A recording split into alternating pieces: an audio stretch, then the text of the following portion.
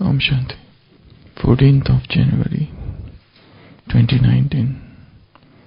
Today is Monday, and the effort for today is: an angelic life is a life that is free from bondage. Though there is the bondage of service, it is so fast that no matter how much you do, while doing all of that, you are constantly free.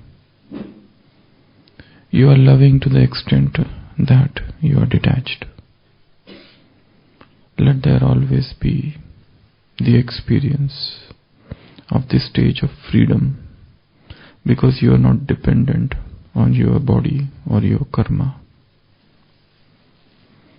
So whispers from beyond.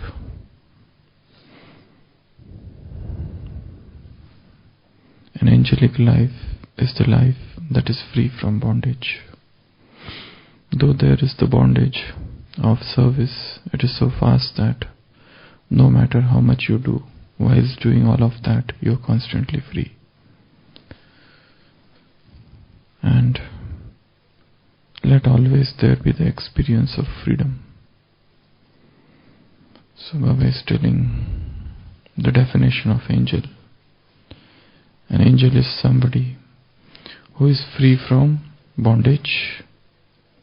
An angel is somebody who has the experience of freedom, liberty. So these two words are very important. Freedom, and this is what is angel. An angel is somebody who experiences freedom and no bondage.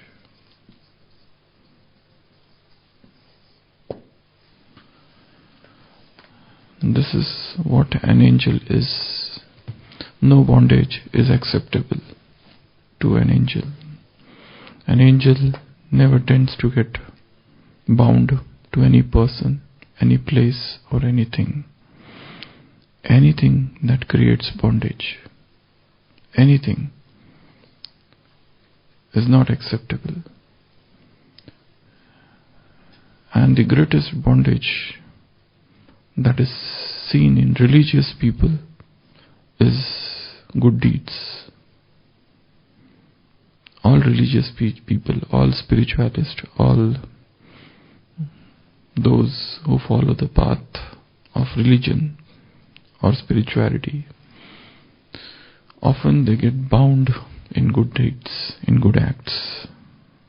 Though this is a sweet bondage, but Baba is saying that is also a bondage. A bondage is bondage, no matter what it is.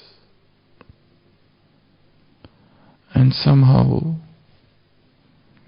a soul which has stayed in bondage for a very long time develops a love for bondage. This is a paradox. Though each one of us wants that we should be free from bondage, but staying in bondage for a long time creates love for bondage. And even if there are opportunities to get free, yet the soul tends to remain tied up in bondage. And the greatest example in history is French Revolution. In 1799, there was a French Revolution, and many prisoners, those earlier who were revolutionaries, they were caught and they were kept in prison. And there is a big prison in Paris which is known as Bastille prison. So in that Bastille prison, many prisoners were kept, and their hands were tied and their feet were tied, and the keys were thrown in the well, because there was no hope that they would ever get released. Some were imprisoned for 30 years, some were imprisoned for 40 years, some 60. So many of them were young, and now they had become old, and there was no hope, and they were kept in stark, dark dungeons. Those prisons where there was not a single ray of light. So they were kept in such darkness for such long time. Half of their life was spent in darkness. And then suddenly there was revolution, Kranti, in 1799. And the revolutionaries came, and there was revolt in the entire country, and the kingdom was thrown out. The king was thrown, and all the revolutionaries came, and they tried to free all the prisoners. And they came, and they started breaking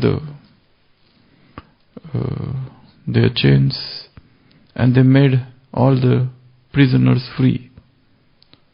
And they said to them, now you go out, you are free. And all the prisoners went out. But they were afraid seeing the light, because they had remained in darkness for 40 years, 30 years, 60 years, some of them. And they were worried. Now what we will eat, and what we will do, and what jobs we will get. And their families were totally destroyed by then. They had none. And by evening, all of the prisoners returned back. And they said, please tie us back. Because we are so accustomed to sleep with those prisons, with those chains in hand, that we don't get sleep without those chains now. So this is something else that happened. On one side, they were aspiring to get free. They had even plotted many times to get free and were caught and again imprisoned. But the moment they got free, again they desired the same bondage. So it's a paradox that a soul, when given an opportunity to get free, tries to get bound again. Do we really want to get free? That is a question. When that Ananda asked Mahatma Buddha, you talk about moksha and you talk about nirvana all the time. And why it is that only few people achieve nirvana? There are so many people. Everybody wants to get nirvana. But why only few achieve? So Buddha says, go around the city and make a list of people who really want to achieve nirvana.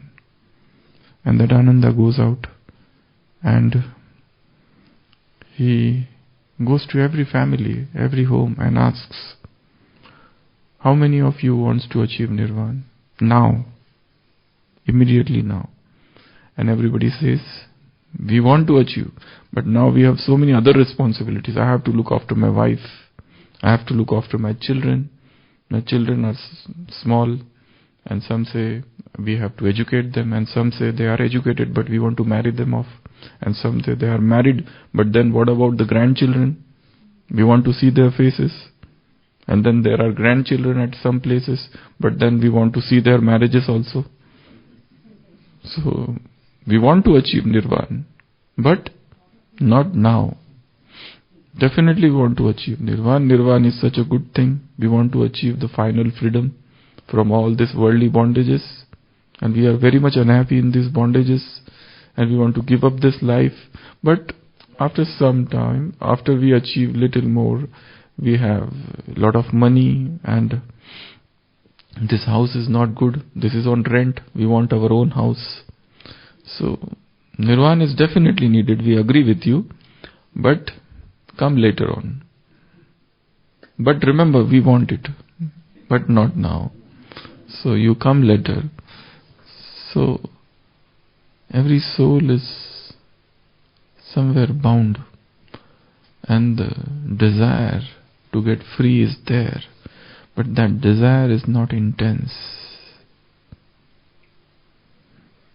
Who is the Brahmin soul who doesn't want to do intense purshat? Every one of us wants to do intense effort. Intense. But we have other things also to do. We have so many other activities, other interests, other things. jobs, and we call it Seva. This is a very royal word that we use to cover up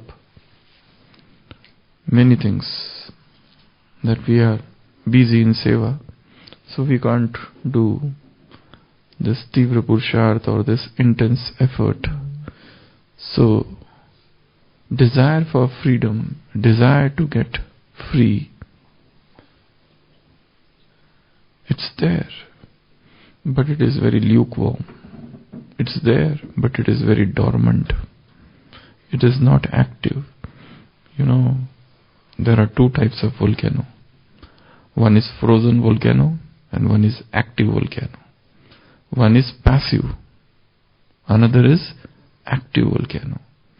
So the fire is there, but it is all frozen, all inactive, all passive. Just as they say this Naki Lake is a volcano. It's a frozen volcano. This Naki is a frozen volcano. One day it will become active and it will throw out lava and it will drown the Abu. That will happen one day. So, angel means liberty. Angel means freedom. Angel means no bondage. Angel means no chains. Angel means no bars.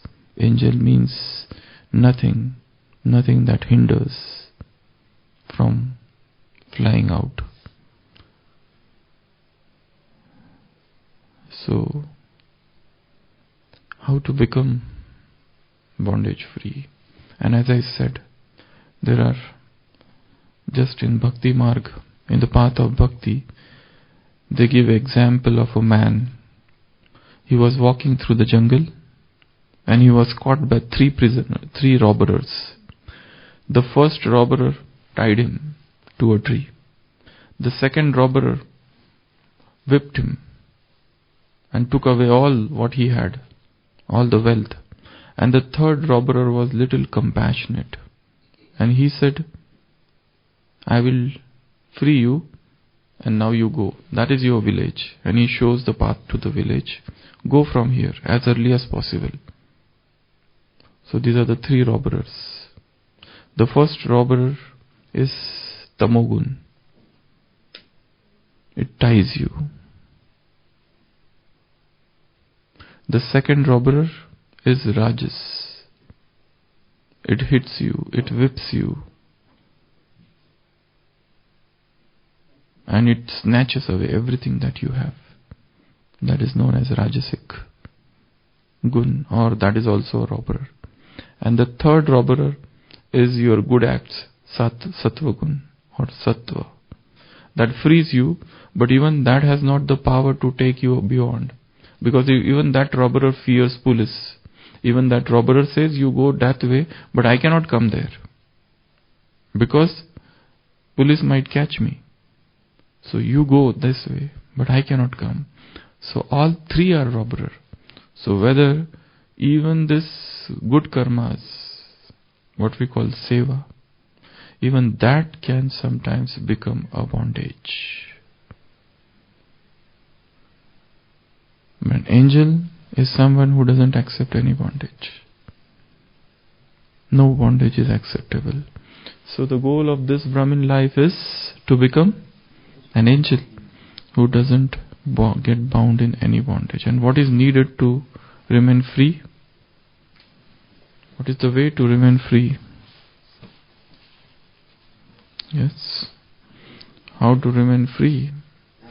First of all, the thought, the pledge, the oath, the sankalp that I don't want to get bound.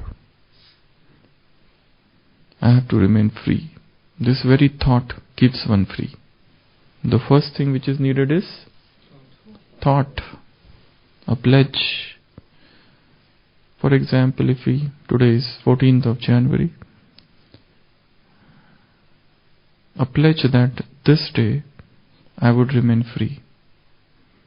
I will not get bound to any service. I will not get bound to any person, any object or anything, any place.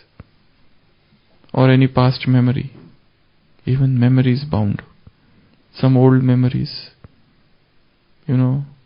Just imagine somebody has come to Madhuban for service, and that person has got a lot of bondage at home, and that mother, for example, is doing seva here, and suddenly she remembers some old past memories. Some thing where she was bound, or some loveful memory of the past worldly life. And when she is remembering that smriti, that memory itself has bound her. So, we as souls have got layers after layer. If we are here, there are so many layers.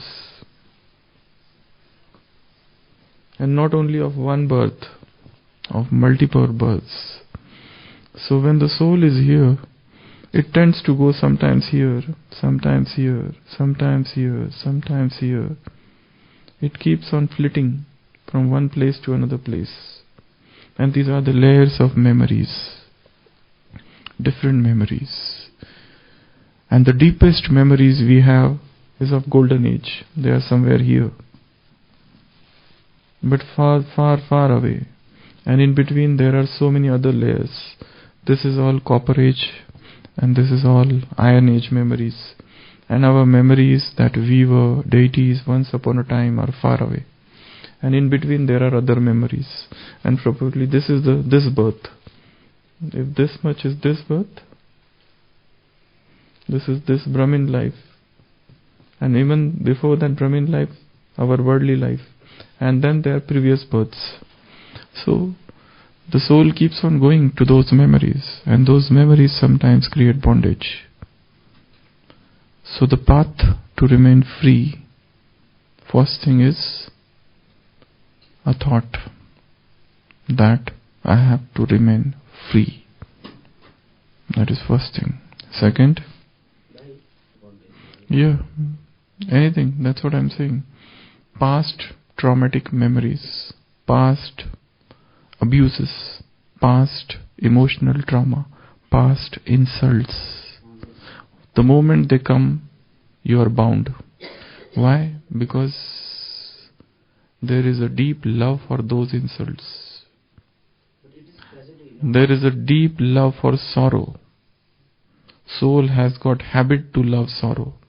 Soul has got habit of self-victimization. Soul wants to play the victim game. Soul wants to sit on the guilt potty. Soul wants sympathy. And it sympathizes with itself. Self-sympathy. You remember something very wrong that had happened in your life, and you try to sympathize with yourself. If there are 10 people sitting here and they all come and praise me, okay?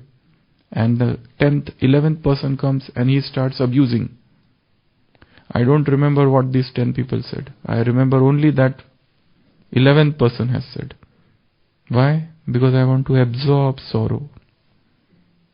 It helps me. I love it. We love sorrow. Though we say that we want to become happy, but we have got definitely deep love for sorrow. Unless and until we become sorrowful, we are not at ease. We want to become unhappy. That is the human nature, to become unhappy.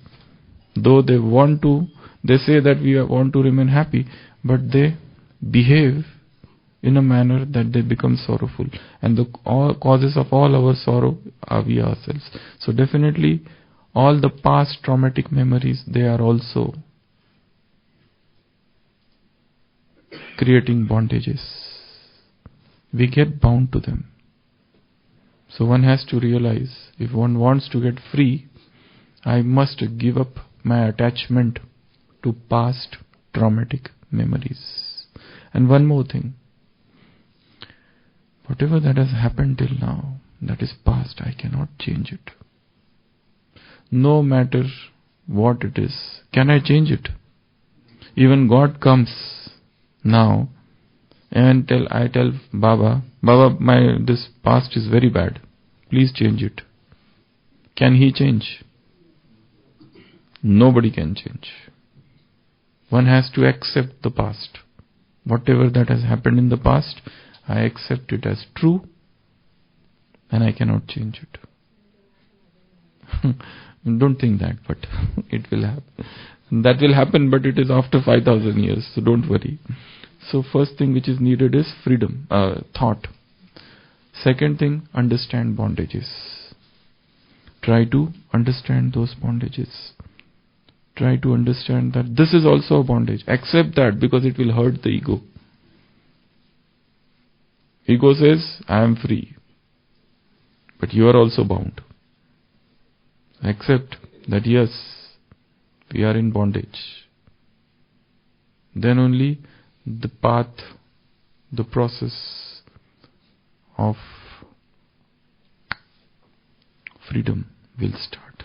So understanding bondage. And third, finding out methods to get rid of those bondages. Using Gyan points to get rid of those bondages. Discussing with others or asking Baba straight, how should I get rid of this bondage? And what should I do? And this is probably a family. In family, this is a great problem. In most of the BKs, there's one husband is in Gyan and wife is not in Gyan. Wife is in Gyan and husband is not in Gyan. And they have tried every way. Everything they have tried. Every trick of the game they have tried to free. But they find that now what to do. So what should be done? One person is in Gyan, one is not in Gyan. And there is everyday fight. What should one do? Acha, well, that is another. But now this problem. One is in Gyan, another is not in Gyan. One is swan, another is stork. What to do? They have tried everything. Everything. Accept it, but then there is a question of celibacy there. There is a question of brahmacharya there, which is not acceptable. Breaking of brahmacharya. What to do? They have tried everything. Have your own firm thoughts. That's okay, but you are staying in the family. What to do?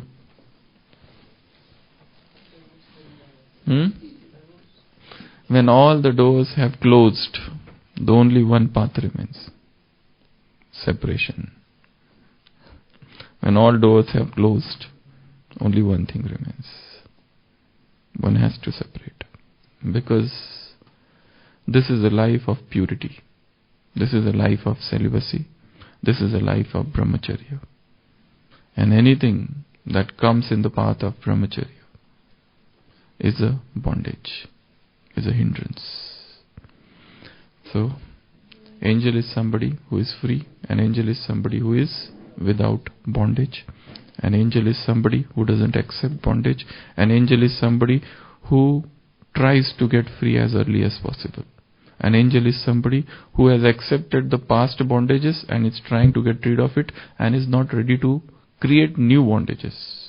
There are two things. One, those bondages which are already there. And second, you create new bondage by making contacts with people. When it is for seva, it's one thing. But when it is just for personal friendships and all that, it creates bondage. So, stay free. Om Shanti.